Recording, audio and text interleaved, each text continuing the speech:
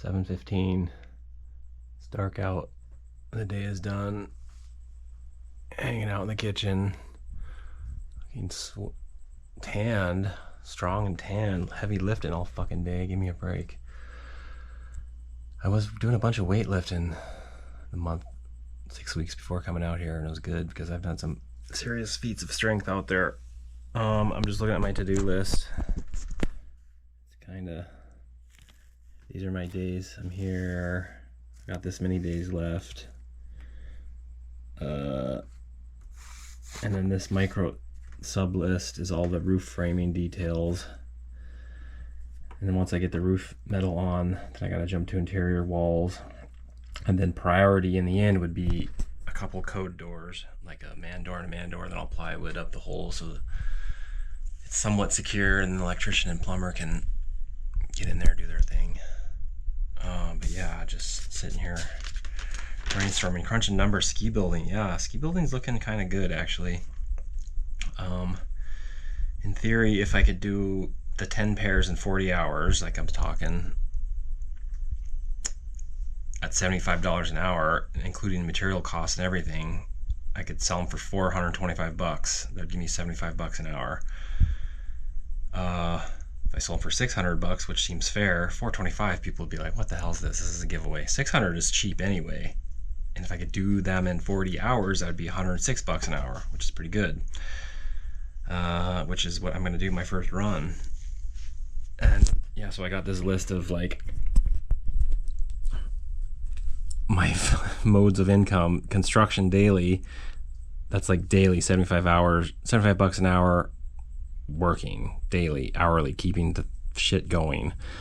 Ski building is going to be reintroduced this fall. I'm actually pretty stoked to get rocking into it.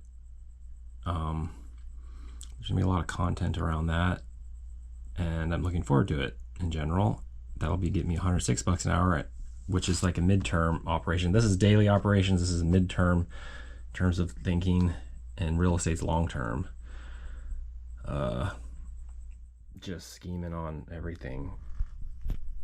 I seriously listen to my earmuffs all day. Like, I cover so much fucking information. Some of it's hardcore political, some of it's more like foo-foo, self-help, self-improvement, whatever.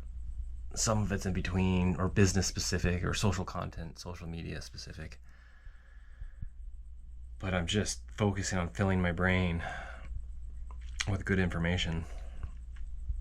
And I really feel like I'm cresting over a hump of effort.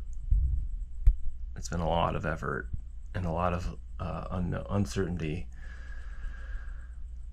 But this little operation, this literal operation of putting this house together and creating the equity, the sweat equity, literally is crux of my long-term plans here. And then trying to think bigger. So on the flight over here, it was pretty awesome. Where's my White Claw, actually? Look at this place. You know how glad I'm going to be to not be dealing with this water. This is coming off the ballast out back, which catches off the roof, which I just bleach dump it. It's for doing dishes, and it's pretty rough around here, actually. Like the kids say, they don't actually want to come here again until the house is done, and I kind of don't blame them, but I also kind of am going to miss this lifestyle, because it's like, look at me, I'm just sitting here sweating. I'm just sweating here. It's dark out. We used to have this as the drinking water, but then I had that upgrade to that water cooling system, which was pretty freaking amazing.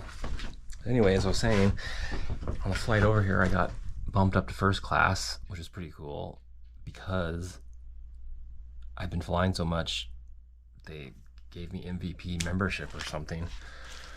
So all of a sudden I'm sitting in first class, feeling like the, it's classic, like the imposter syndrome.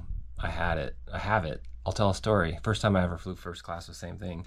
I got bumped up, and the lady came around right in the beginning, and she was handing this plate. It looked like little spring rolls. I was like, oh, cool, free food. Like, and she passed this thing out, and I grabbed it and just put it in my mouth and tried to bite into it.